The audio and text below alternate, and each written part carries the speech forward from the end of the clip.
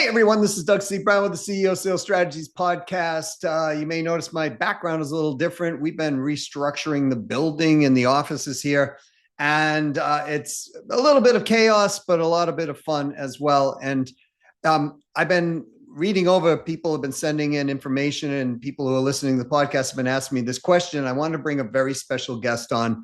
The question they ask is, Doug, how do I hire the right person? How do I hire the right sales team? How do I build a commission only sales team? How do I get people, how do I recruit them and onboard them? And so I found this excellent guest. His name is Mr. Ryan Hohman, and he has a company called Sales Recruiting University. And I had an interview with him and talked with him, and he really knows his stuff. So we're going to bring him on right here, right now. So get a pen and paper. This is a masterclass. You're going to hear me be very quiet. He's going to be talking a lot. I wanted to get as much information in for you on this subject matter as possible. And so those of you who are looking for help on predictable revenue in your company to grow your business, reach out to me directly at doug@ceosalesstrategies.com and join our newsletter at ceosalesstrategy.com/newsletter. Let's go talk to Ryan right now. Get a pen and paper. You're going to love this. Hey, Ryan, welcome to the CEO Sales Strategies podcast. Thanks so much for being here today. Hey, Doug, glad to be here. And you're you're in Salt Lake City, if I remember correctly from our conversation. Is that right? Yep, that's correct. And why don't you tell everybody what you do, set the frame for this, and we're going to talk about how to hire salespeople the right way, because you and I have done thousands and thousands of them. So I think we can have a great conversation. Yeah, it's cool to learn kind of the similarities there. But yeah, so I have a company called Sales Recruiting University, and we're an organization that recruits over 1,000 commission-based sales reps per month for hundreds of businesses, small to medium-sized companies all over the country. So we specialize in high volume recruiting and high volume onboarding in relation to building a sales team. So in the high volume onboarding and recruiting, are they mostly commission only teams, or are they also a mix of, base plus? Yeah, it's a great question. So I would say 90+% of our clients are all commission opportunities. And that's kind of the reason behind the high volume piece. Now, high volume doesn't necessarily mean a massive sales team. A company could want to build a sales team of 30, 300. It doesn't matter to us, but there is a volume aspect of recruiting when you're scaling up a commission-based sales force. Yes. And the reason I asked that question is I thought, based on our conversation, that was it. And here's the thing about commission salespeople. A lot of people think, I don't agree with this, but a lot of people think they can't hire commission only salespeople for what they do. They think, oh, I got to pay this big base salary. I got to, all this stuff. You want to comment on that? Is that the truth or incorrect? Or Yeah, I'd love to. I'd love to comment on that. We see that all the time. Actually, we have clients all the time transition from a salaried model where they were having issues scaling up their sales team, and they transitioned to an all commission model, which you would think is exponentially harder. And technically, just in those comparisons, they are. But the difference was, the sales systems, the leadership, the recruiting process, the onboarding process, the plans for growth long term for the organization, and being clear about advancement opportunities, these kind of things. So it's a lot of things coming together to actually make it happen. But no, from my perspective, you don't need a salary, right? If you have really amazing sales systems and these kind of things, that can attract technically a higher quality person and increase your retention rates, which is a beautiful thing. But there's kind of pros and cons to all of it. yeah, and let's talk about experience. A lot of times people go, well, I've Mm. got to hire. I remember I had a client one time and they were in the medical community, and they're like, we only Yeah. can hire our PhDs. Like, that's it. Yeah. Yeah, that's a big one. That's an important note. That's probably one of the top two things that, like, at least from our client's perspective, that I have to get them over is the background of the candidate that can actually see success within their organization, and then also helping them understand the volume aspect of really what it takes based on their retention rates. But in terms of skill set, every opportunity is obviously going to be different, right? Like hypothetically, a long sales cycle, B2B sales opportunity is going to be much more difficult than an entry level canvassing, solar opportunity where you're just generating appointments. And so every opportunity is a little bit different, or quite a bit different. But the skill sets, at least that I typically see, the skill sets that small business owners think that they need to ensure rep C's success is just not usually the case. And it's really comes back to, hey, the sales system, the recruiting process, the onboarding process, the leadership ability to actually ramp that rep up into success. We're We can speaking talk with more about that if you'd like, but yeah. Yeah, I would love to. We're speaking with Mr. Ryan Hohman. The company is Sales Recruiting U, the letter U folks.com. And yeah, Ryan, I'd like to expand upon this because, a lot of times people, over the years, I'm old. I've been doing this for a long time, and over the years, I've heard people say, I need this particular profile, or I need this, and I need that. And so the first question I ask them back is, what are you trying to accomplish with your sales team? Like the sales members you're bringing in, what's the truthful goal you want them to do? And after we start having that conversation a little bit, they start to realize like, oh, wait a minute, I just want somebody to get through the door. And then it's like, Mm. well, could you have a couple of PhDs on the back, a sales engineer or two on the back, to Yeah. help these people if they can get through? So let's elaborate on that, because I think that step one is really Mhm. defining about who you want in that particular role. And you might say, no, Doug, step one, something prior to, and I'm cool Yeah. with that. So how do they, is that step one to like get really clear on the hire, or is it prior to that? Yeah, and for clarity, by mistake, it's actually salesrecruitinguniversity.com. One of my emails is has just the u.com, but just wanted to Oh, make sure that was clear. And so yeah, it totally depends on the sales model, right? So you've used like a PhD, I think, kind of highly technical B2B sales opportunity as the example, right? And so in an opportunity like that, where it's a long sales cycle, you're not going to get an entry-level kid or somebody with a few years of experience that's probably going to ramp up, especially if, especially thinking about it in terms of a commission-based sales opportunity. And so when you're building up at least a commission-based or a primarily commission-based sales opportunity with a long sales cycle, B2B, highly technical sales cycle, typically kind of like what you're leading to is you got to split up the roles a little bit, right? So, on the B2B side, maybe that's called like the BDR, the SDR, and there's the lead generation aspect of the sales cycle, and that's kind of the first role that you fill. And, maybe that's a position that kind of, advances over time into the big boy position. But it really depends on kind of the nuances within an organization, like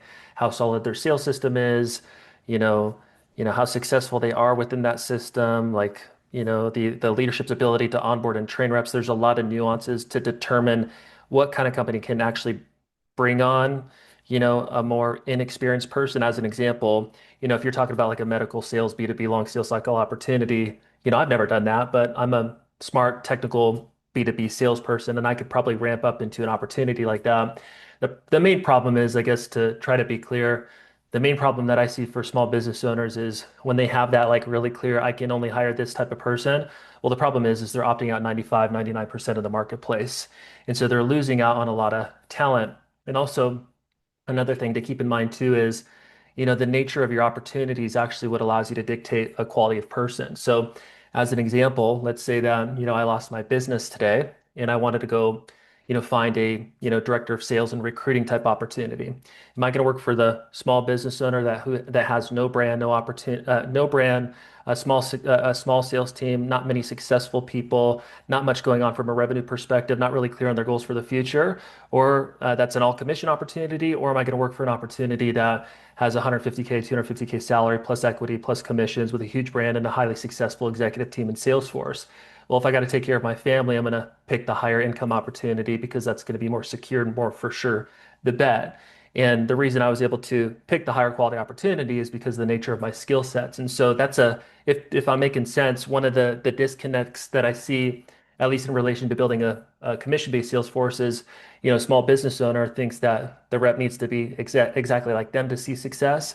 But, you can't require a specific quality of candidate in the marketplace if your opportunity doesn't kind of meet that quality, if that makes sense. So yeah, yeah, Yeah, I think it goes that, as well as what does the actual candidate want in their life, right? Because you could have yeah, that guy that, I was perfect guy, right? I was corporate, yeah, top notch sales guy coming out of corporate. And I was like, I can't stand being in paid prison anymore. I just can't do this type of corporation job Yeah. anymore. That's how I felt, right? So I ended up going full 1099, going full Yeah. commission Yeah. because I just didn't want to answer to anyone any longer, Mhm. Yeah. no matter what. So I think, it sounds to me like it's a kind of a combination of those two, right? Because it's absolutely right. I mean, if somebody's like, "Hey, I've got 3 kids and I got a $250,000 base salary, and I'm okay in that environment," you're absolutely right. They're going to lean toward that, right? Um, Yeah. Yeah. and then there's the other people that, we were just talking earlier about, we have an insurance, a life insurance agency, and there are people that come to us as agents who want to be agents because they want to make hundreds of thousands or even $1 million plus, and they don't want to be in that certain environment any longer. They want to be in Yeah. that environment. So I guess the question I would ask is here's what I want to not dissuade business owners from thinking, Hmm. that because they don't have the branding, they're not I don't know, an Apple computer, right? But they're in the computer business, right? I want to keep the business owner from You don't want to not discourage thinking. them. Yeah, exactly, Yeah. right? Because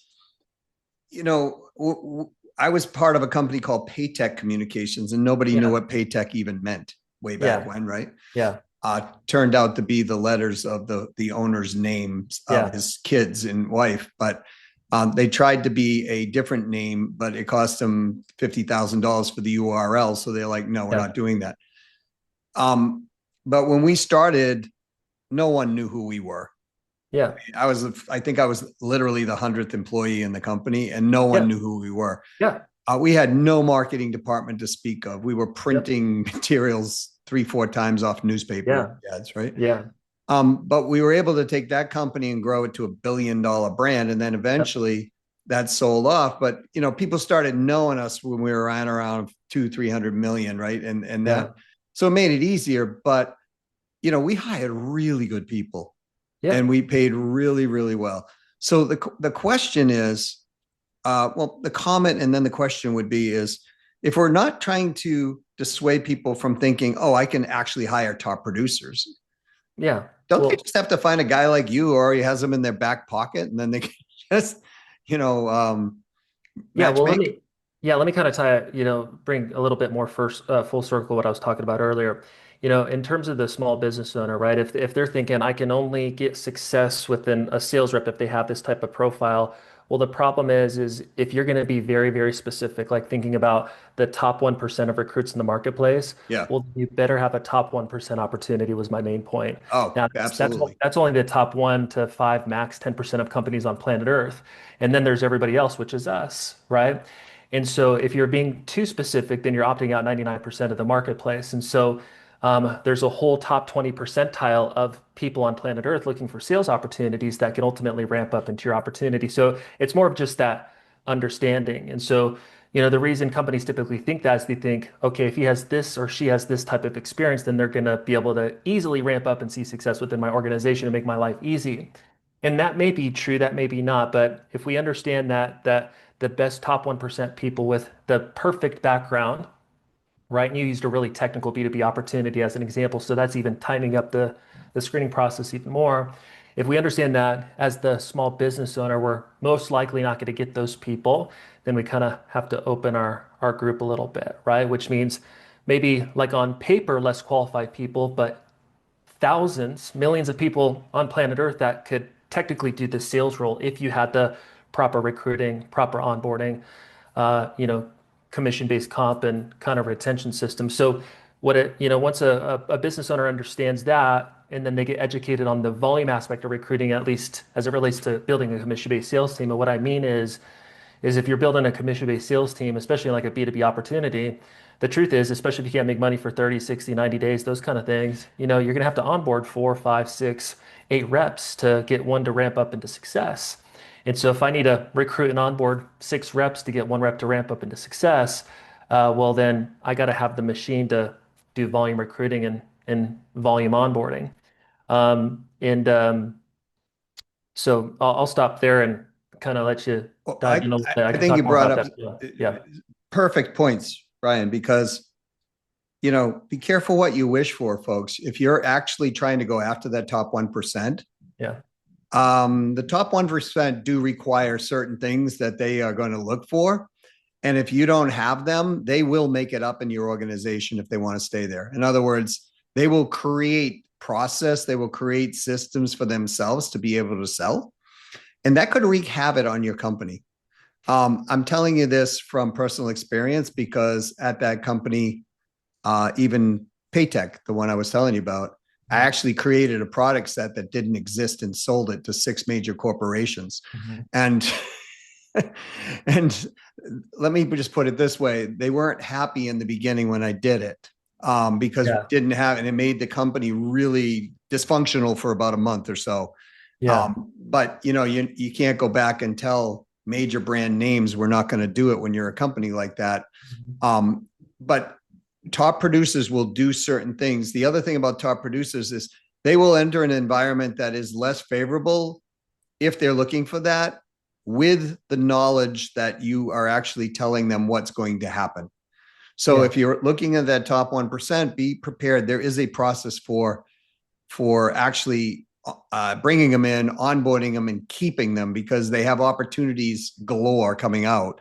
They can move from your thing to another thing within a week, and most of Yeah. them are always interviewing 4 to 5 things deep anyways. That's been my experience, Ryan. Yeah, and With they're them. the most experienced people are going to be the most judgmental about your internal systems, Yes. right? So if you're bringing in somebody that's more qualified for you, as an example, if you have a average salesperson as the business owner and you're trying to scale up a sales team and get out of the sales process as the CEO or whatever, and you end up hiring somebody that's more qualified to execute in the sales position, then there's going to be something that needs to allow them to retain, right? Because if I come into your organization, I'm like, I'm more qualified to run your business or sell these services better than you are. Well, you don't want that situation. You want me to be in a position where it's like, here, I'm here to provide value to make the business better and put the business in a place where there's a reason for me to stick. And usually that comes with having a really clear, opportunity of like sales leadership or maybe equity in the future. And I'm comparing this to like a really small, the small business owner with like one to Yeah. 10 people at the most, if that makes sense.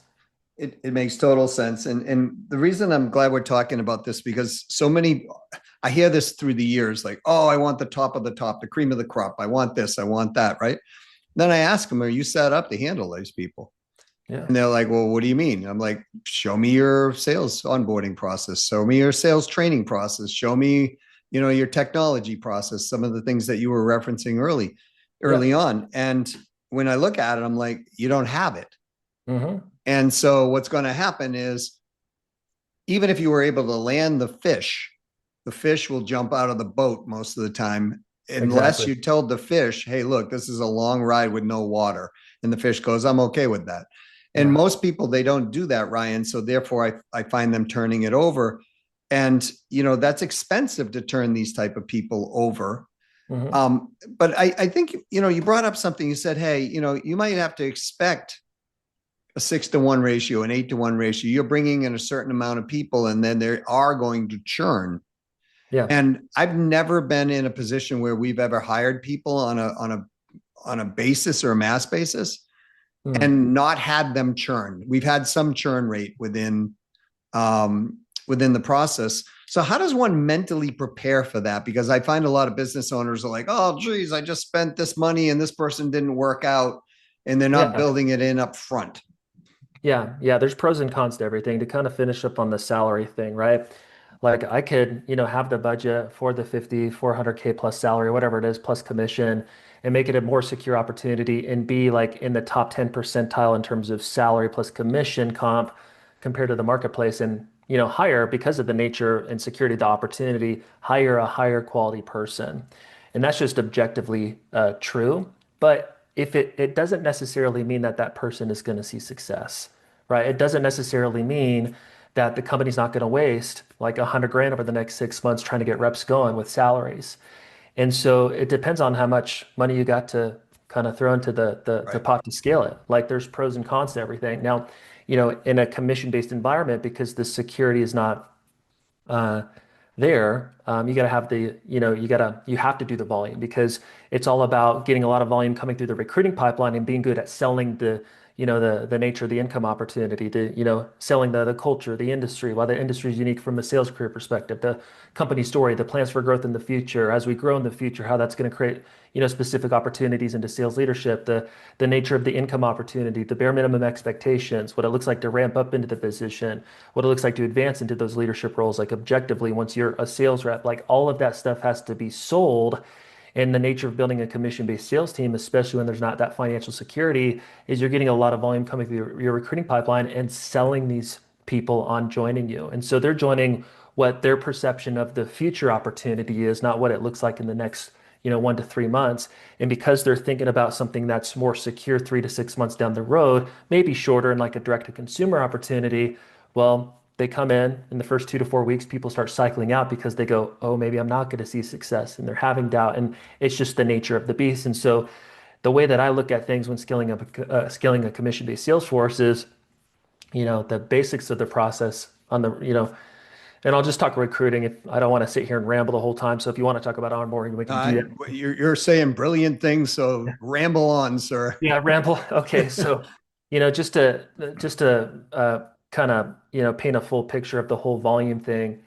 Like once an owner understands, hey, I want this maybe, and my opportunity is more like this, and maybe I'm not going to get this type of candidate, and or if they want to switch to an all commission opportunity. Once that kind of clicks and they understand maybe the background of the types of candidates that they can get, it doesn't necessarily mean they can't hire good salespeople, but maybe they don't have the industry or the sales model or the exact kind of sales cycle experience. Once they understand like the type of candidate that they can hire, and every opportunity is different, but once they understand the type of candidate that they can hire, well, that opens up the group of people, but that group of people may not ramp up into the opportunity as easily, especially when you build into the model a commission-based opportunity with no security. And so all of these things together require you to get the volume and sell at scale and have a recruiting pipeline that makes the recruiting of volume easy, but also the onboarding of volume easy. Now, to make the recruiting volume easy, there's more nuances than this, but I look at it as four basic steps. You got advertisements that predictably get volume in, right? So, conservatively, it takes up to 100 applications for every, for every one rep that gets into new hire orientation, right? 100 applications come in, 80 of them need to get cycled out. That leaves the top 20% that maybe are worth considering. Well, those in step two, after they come through ads, they go through a screening and scheduling process. You opt out 80%, invite the 20% into step three. Step three, because it's a commission-based opportunity and you have to sell a lot of people to see who's willing to move forward, you funnel all these people into a group presentation and you pitch the dream in a group environment, like in a Zoom call, the culture, the industry, all the things I was communicating earlier. And then out of that group, statistically, at least from our perspective, 25 to 50% of those people want to take next steps, and you funnel them into one-on-one interviews and you close. I'm going quick, but the basic four process to make volume recruiting easy is to get candidates from ads, to have a streamlined screening and scheduling process that easily opts out the 80% and invites the 20% into a screening process. Now, the small business owner doesn't have time to, screen 20 people today on the phone. So the easiest way to sell your opportunity, because you have to go through a lot of people to figure out who's actually bought into the vision, the opportunity, and who will move forward into new hire orientation. The easiest way to do this is to push them into a group environment to sell the opportunity. And by the end of that, 25, 50% of the candidates go, this is freaking awesome. I love it. I want to take next steps. You funnel them into a one-on-one interview right after the following morning and you close. To paint a little bit of a picture, just to kind of bring this a little bit full circle on the recruiting side, our typical client that's actively recruiting, they're doing like 2 group interviews weekly, 5 to 10 final interviews weekly, 30 minutes each. It's about a 5-hour time investment total between 2 group interviews and 5 to 10 final interviews, and they recruit 2 to 3 commission-based sales reps. Okay. Mhm. And they just kind of turn that on and off whenever they want to pump reps. And that's like the average, right? If they were to continue that for 4 weeks, that would be 8 to 12 in a month. That would be 24 to 36 over 90 days. And then over 90 days, assuming they kept up that volume, which I know the majority of your audience wouldn't want to do, but just to paint a picture, over 90 days, they would retain 5 to 10 plus commission-based sales reps. And so when you have ads, which is predictable in terms of candidate volume. When you automate the screening and scheduling process, eliminate phone interviews and push candidates into group interviews, pitch the dream and funnel people into one-on-one interviews right after. When all of these things come together, it's an 80% time reduction compared to the traditional recruiting model of ads, resume screening, phone interviews, trying to sell people, no shows and one-on-ones, and so on and so forth. And so, in short, what we were talking about earlier is how do we make it easy to recruit the volume? Well, that's a little bit about that process. And then you have, which is, even more challenging, which is the onboarding piece. To backtrack, the typical company, if they were to recruit with the traditional model, to go from 100 applications to one person in a new hire orientation, that's a 10-hour time investment, right? If I need to recruit 6 reps to get one to stick or whatever the number is, maybe 3, maybe 8, maybe 2, right? Every sales model, comp, opportunity, internal leadership, sales system is different. So there's not going to be a cookie cutter number right now, but hypothetically, just to go with that 6 number, if it's 10 hours plus to get one recruit into new hire orientation, you're talking about 60 hours of recruiting to get the 6 reps. And that's just the recruiting side. We haven't even talked about onboarding. And so that's why it's really challenging for the small business owner to scale up because they don't have the systems, the human resources, and really the time to be able to execute on recruiting in the way that they need to predictably grow net revenue based on their retention rates. Now, when you look at onboarding is even more challenging. Like, at least from our perspective, when clients come in and they've primarily thought that their issue was recruiting, and part of it is well when they plug in and we launch recruiting, they go, oh, this is actually really simple. Now onboarding is actually my nightmare, right? That's what the that's what the Right. conclusion is, and that's because onboarding is at least 20 hours plus per rep, and probably based on your average the average person in your audience, which I think is primarily B2B, it's probably longer because B2B is a harder sales cycle than, as an example, direct to consumer. And so bare minimum, sorry about that, bare minimum 20 hours per recruit of onboarding and leadership time. So if we got 6 recruits to get one to stick, and that's just recruiting, and that's 60 hours, and we're talking about 20 hours per rep in onboarding times 6 reps, that's 120 hours. Well, we're looking at 180 hours of time investment from leadership to recruit and onboard 6 sales reps to retain one. Now, if a company retains a rep and the bare minimum expectation is 100K in revenue a month, and that's 1.2 million bucks per year, like heck yeah, that was worth it.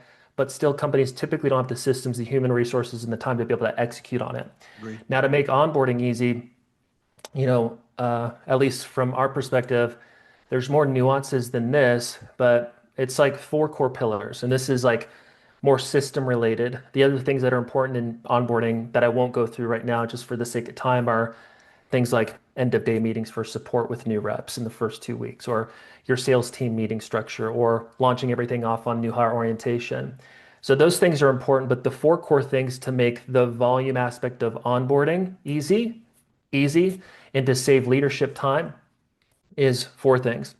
The first 2 weeks of onboarding need to be perfectly organized. So everything that a rep needs to do Monday, Tuesday, Wednesday, Thursday, Friday for the first 2 weeks, 4, 6, 8 tasks, whatever that is, that needs to be perfectly mapped out in a checklist so reps know exactly what they need to do daily. On Monday, as an example, to be perfectly on track for Tuesday. On Tuesday, as an example, to be perfectly on track for Wednesday. The first 2 weeks is what sets them up and gives them a foundation to actually see success during the ramp up, whether it's a 1, 2, 3, 6 month ramp up period.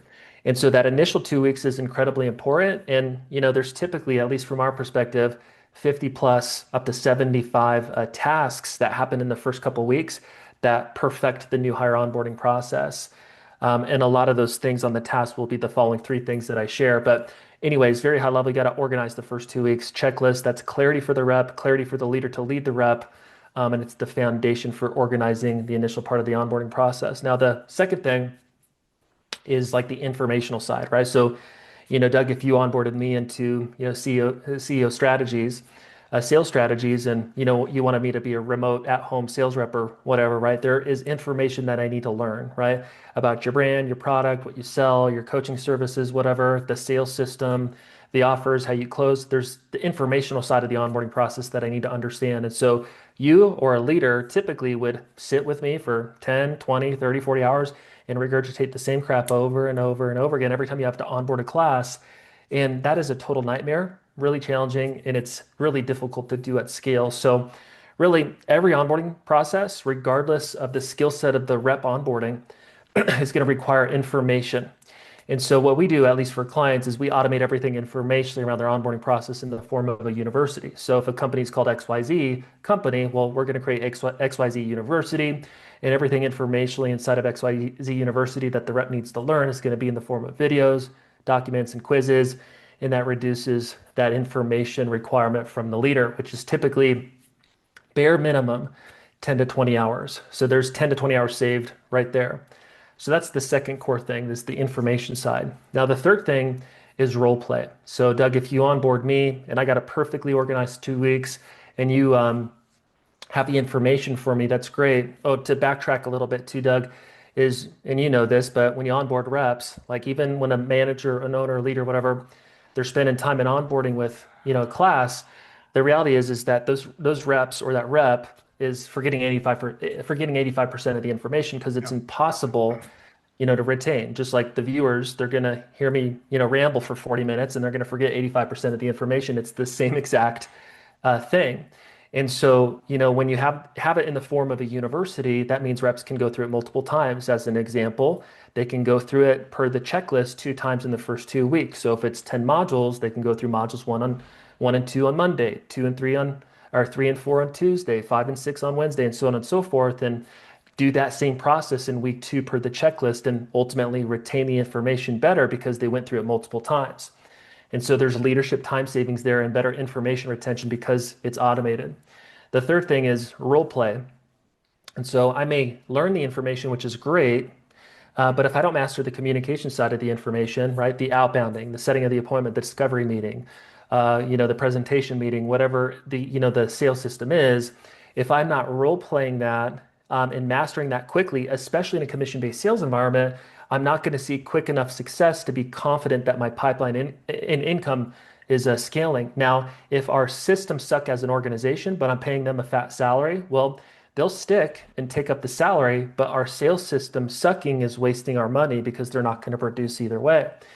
And so when a commission-based sales opportunity is involved, a lot of people think, oh, it's commission, they're independent, they're entrepreneurs, they're just going to figure it out.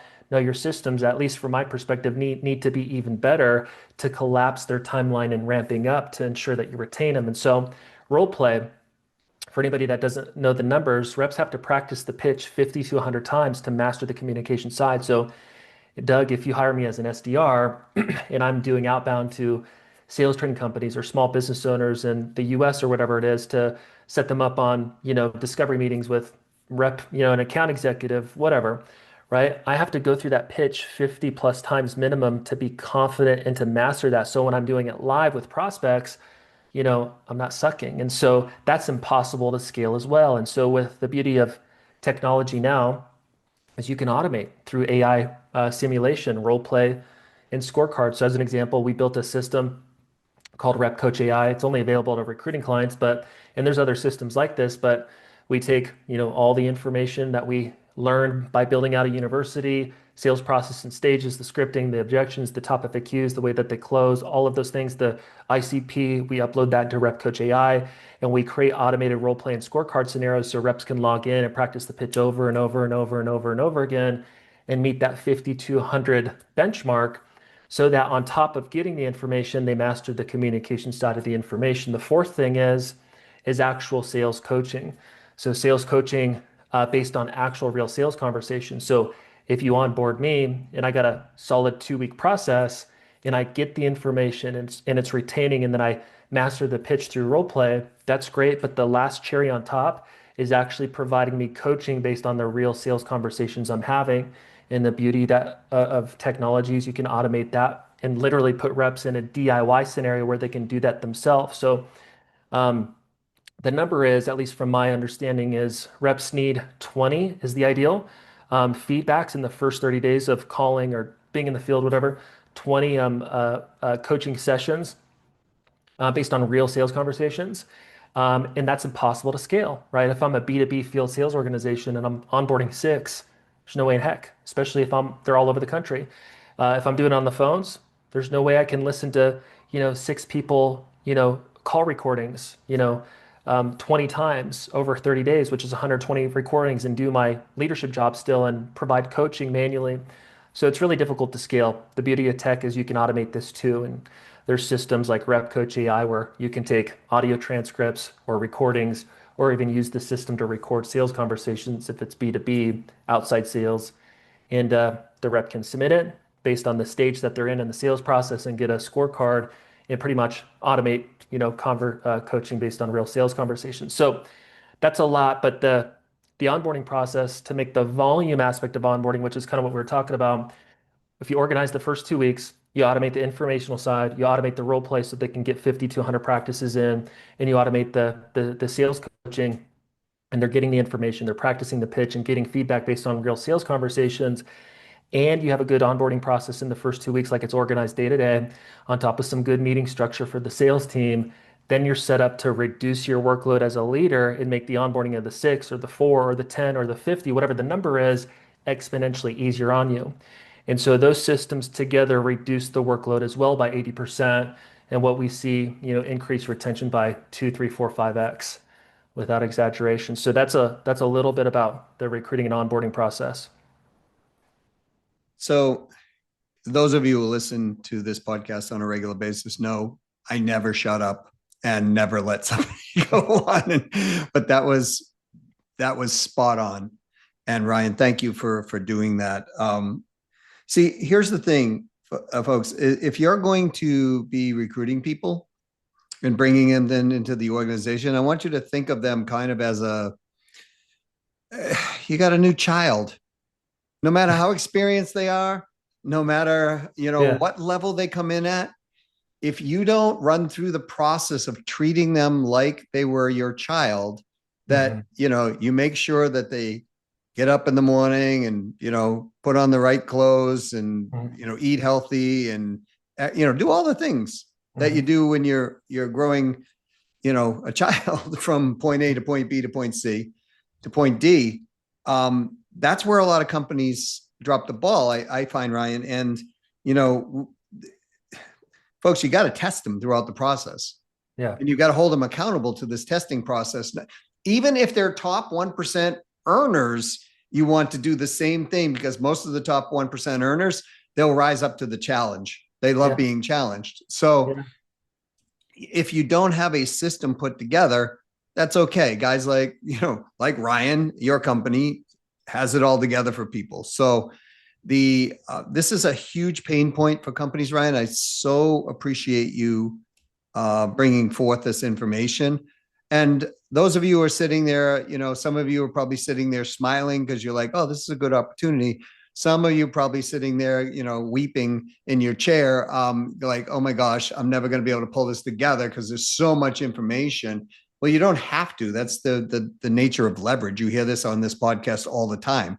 Create leverage Mhm. through other people's time, energy, knowledge, expertise, labor.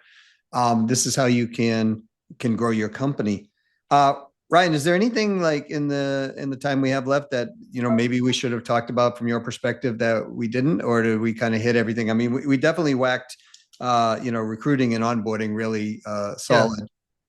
Yeah, so there's a million things. Your audience, I have a book coming out in October, and I set up a site for you guys. It's just the S20 sales team, s20salesteam.com. We have a platform coming out called the S20 sales team operating system, which is kind of like the systems development and leadership coaching aspect of our service. In Yep. short, I made a little bit of a workbook out of it. It'll be on Amazon, but you guys can get a free PDF version if you go to s20salesteam.com. So that'll teach you much more than what we covered today, and that'll be valuable. The last thing I'll say, just to really drive home like the candidate background type of thing, usually this helps click it a little bit because, like you, Doug, at one time in your past, you were in a sales rep, and then you were a sales rep, and then all of a sudden you were a top performer, right? It's like sometime that happens. So somebody hired you without specific experience, and you ended up making them a ton of money. If I go back, I was forced into commission-based sales at 21 or 20. I went to this call center and there was 15 reps and I was selling, B2B SEO marketing services to contractors across the country. And I was just kind of forced into it. There's a whole story there, but within a couple weeks, I was, consistently the following, couple years, always in the top 1 to 3 of the reps. And a lot of those guys were, 5, 10, 20 years experience. 2 years from there, with just with just, some experience in this one sales job as a 23-year-old, I got recruited into mortgage, got, all my licensing and was on a sales floor of 110 to 120, people. And then, as soon as I was licensed and I could legally sell month one, and then the following 2 years from there, I was always in the top 10% out of 110 and 20 people. And on paper, I was really inexperienced. And so there are millions of people that can scale up in your sales program and make you money. And it's really about the systems of the organization that allow them to do that. Now, the S20 sales team operating system will probably be overwhelming in a way, especially if today was, but that'll break down literally every system within your sales department that needs to be developed to be designed for maximum recruiting, retention, ROI. So I think that'll be something cool for them. Yeah, I appreciate you making that offer because, there aren't, and I'm going to say this from experience. I mean, I literally have hired thousands of sales reps over my life, right? And I know you're doing that every month, and everything you said was spot on to me. It was just like, okay, this made total sense based on experience of doing this. And I got to tell you, folks, I've probably, and I'm not going to speak for Ryan, but I probably made every hiring mistake that we could write an encyclopedia on, over the years. And what I love what you said at the end here, Ryan, was this: we're really kind of hiring for profile. We're not really hiring necessarily for expertise. We can, and you could have one and the other. But if we're looking for a certain ego strength or a certain empathy or a certain ability to sell consultatively, we can test for some of this stuff up front, and then we can see what happens within the process that you have laid out. And that's going to screen out some of these people anyways. And, and the whole idea is that we've got to kind of do this. I mean, analogous, like any of you have ever been to a great theme park, like, I don't know, Walt Disney World, right? If you ever gone down to the one, they have a system for bringing you in, recruiting you, believe it or not, because you spend a ton of money when you go to Walt Disney World, regardless if you thought you were going to or not. So they bring you in on a nice recruiting package, but they're onboarding. When I first used to take my daughters there, Ryan, to me, it's second to none. I mean, just like, it's step by step, stage by stage, and everything is designed to force you into the gift shops, through the process, so that your child goes through and goes, oh my gosh, I want Minnie Mouse, and then, you end up spending $80 on Minnie Mouse, and they know that. And so what I'm hearing you say is you're going to set it up very similarly. Your process is emulating that which could be, Disney-esque as far as its quality or any quality experience that somebody walks through. And the more we do that, the more systemized we make that, what I'm hearing is this gives you a better chance of success and succeeding. And you don't necessarily need top 1% earners who are coming out of the woodwork for this particular aspect. And I'll reiterate what you were saying. When I was hired in the telecommunications industry, I kind of sold my way through the interview process. I had zero experience on how to sell digital telecommunication services. Yeah. And I just overnighted 4 books of engineering and read them over the weekend, which was the most boring weekend of my life. Yeah. But that's how I became the number one rep, was desire, drive, ability to communicate, all of the things you're talking about. So I don't want people to get upset to think, well, oh my gosh, I got to find these perfect people. No. It's kind of like dating. You figure it out as you go along in some regards, but you narrow your odds and have a great system around it. You have better dates. Yeah. And you can still get great people if you're good at recruiting. So yeah. Well, Ryan, thanks so much for being here on the CEO Sales Strategies podcast. You gave a couple, resources. How do people contact your company or you directly if they want to, utilize your services, have conversations, et cetera? Yeah, so you can go to salesrecruitinguniversity.com. You'll kind of be able to connect with us if you download that free book, S20salesteam.com. So those are a couple avenues to go. Okay, awesome. We'll put all that in the show notes. And folks, this is live when I say it's salesrecruitingu.com and the guest corrects me. So I always love when that happens, Ryan, because it's like people are like, I've heard AI podcasts. I'm like, no, this is not AI. This is not, this is real. We screw up all the time here, or Hey, mess up on certain things. So that's how we're you know doing the it's real. work. We're doing the So work, baby. Let's go. thanks again for being here, Ryan. Yeah, you too. Thanks, Doug. All right. So what did you learn? You learned it's pretty involved, I bet, right? To actually hire people and understand how to do this. But again, there is a system laid out for you. There's technology laid out for you. Here's what I want you to get. You don't have to take everything on all at one time. So it takes you 6 months to figure this thing out before you even start recruiting people. You will make some mistakes as you go along, and that's okay. If you win more than you lose, that's great. Now, if you're kind of like overwhelmed and you're like, I don't want to do this myself, well, then reach out to Ryan. I mean, he's got a whole process, right? You hear me talk about leverage all the time on this podcast. And, if you want to be in the top 1% of earners, if you want to grow your company, you don't stay stuck in the stuff that is giving you low return and low leverage. You actually don't even fix if you can't do something. You just, staff your weaknesses, if you will, right? We all have them, and let's call it a different name. Staff the lesser strengths that we have. And you can outsource this process to somebody who knows.